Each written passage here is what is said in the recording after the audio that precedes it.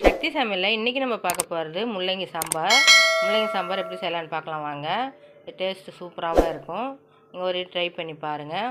ஒரு கடாய் வச்சு கடுகு, பெருஞ்சீரகம், பச்சை மிளகாய், வெங்காயம், தக்காளி, முள்ளங்கி எல்லாமே நம்ம ஒரு வதக்கி வேண்டியதான்.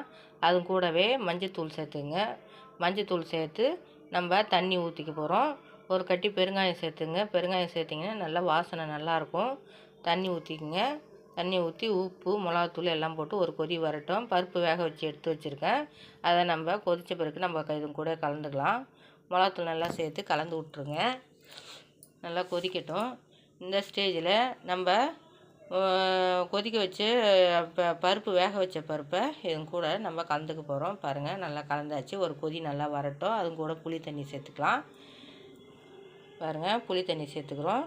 அவ்வளோதான், சுவையான சாம்பார் ரெடி ஆகிடும். கொத்தமல்லி கருவேப்பிலை போட்டு நம்ம சேவ் பண்ண வேண்டியதான். நன்றி.